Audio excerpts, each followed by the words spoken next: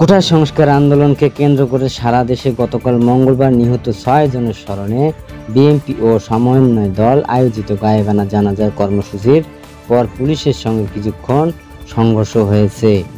এ সময় কয়েক round tear gas নিক্ষেপ করেছে পুলিশ। গায়েবানা জানাজা নামাজ শেষে নেতাকর্মীরা বাইতুল মোকাররমের উত্তর গেট দিয়ে বের হয়ে উল্টো দিকে যাওয়ার সময় পুলিশ তাদেরকে ধাওয়া দেয়। এ সময় নেতাকর্মীরা পুলিশকে লক্ষ্য করে ইট পাটকেল নিক্ষেপ করেন। পুলিশ ও কর্মীদের লক্ষ্য করে ইট পাটকেল নিক্ষেপ করে।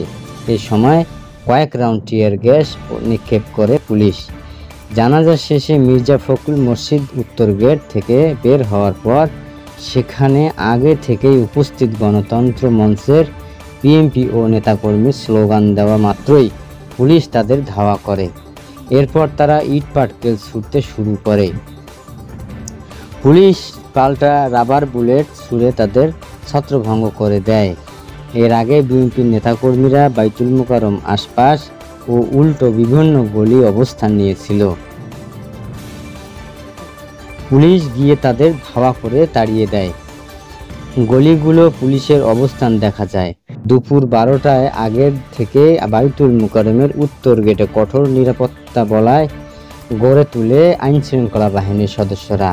ওই সময় পুলিশের পক্ষ থেকে সাংবাদিকদের জানানো হয়, গায়েবানা জানাজার নামাজের অনুমতি নেই।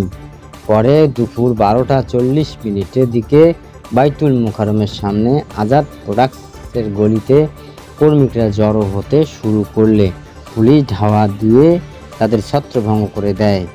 এ সময় মিলন নামে একজনকে আটক করেছে পুলিশ। এরপরে অ্যাডভোকেট সুজন নামে বাইতুল মোকাররমের সামনে থেকে আরও একজনকে আটক করে পুলিশ।